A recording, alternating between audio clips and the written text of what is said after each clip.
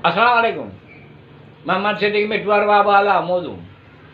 गर्मी है सर्दी दुख है सुख तरतीब उबम अखरुड़े 52। जग जहान जो तू ही मालिक आहीं, जिन व इंस जो तू ही मालिक आहीं। जहिड़ो ईअं आहे जियो ख़ुशि जहान ख़ुशि, जहिड़ो ईअं आहे जियो ख़ुशि जहान ख़ुशि। जबल समुंड दरिया नदियुनि जो तू ही मालिक आहीं। जग जहान जो तू ही मालिक आहीं, जिन्नो इंस जो तू ही मालिक आहीं। ग़रीबी मुझे हाल ते मालिक महिरबानी तू कर, ग़रीबी मुझे हाल ते मालिक महिरबानी तू करे। जीत जड़ा पखी परंद सब जो तू ही मालिक आहीं। जग जहान जो तू ही मालिक आहीं, जिन्नो इंस जो तू ही मालिक आहीं। सिज चंड नखट कुटुब तारा पैदा कयाईं, सिज चंड नखट कुटुब तारा पैदा कयाईं। जजा मलाइक ज़मीन आसमान जो तू ही मालिक आहीं। जग जहान जो तू ही मालिक आहीं, जिन्न व इंस जो तू ही मालिक आहीं। हूरूं गुलमान परियूं बाग बुस्तान पैदा कयाईं, हूरूं गुलमान परियूं बाग बुस्तान पैदा कयाईं। जोड़ो जोड़ो कुल कायनात जो तू ही मालिक आहीं। जग जहान जो तू ही मालिक आहीं, जिन्न व इंस जो तू ही मालिक आहीं।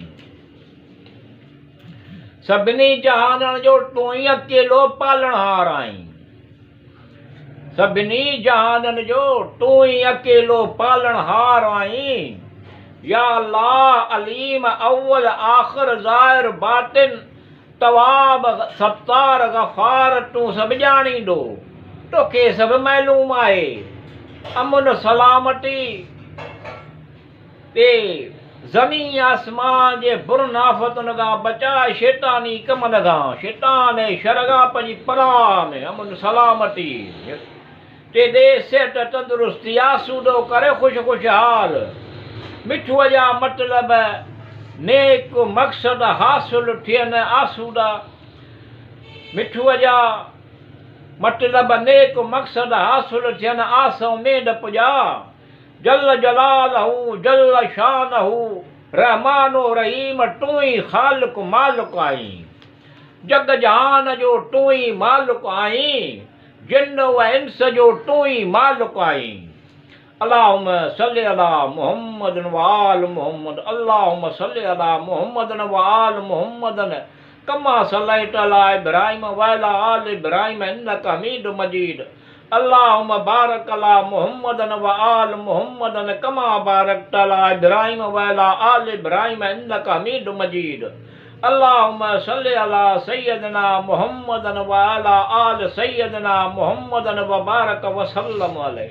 अल्लाहुम्मा सल्लि अला मुहम्मद व आलिहि व असहाबिहि अजमईन आमीन बिरहमतिका या अरहमर राहिमीन। अल्लाहुम्मा सल्लि अला मुहम्मद व आल मुहम्मद व अला आलिहि व असहाबिहि अजमईन आमीन बिरहमतिका या अरहमर राहिमीन आमीन।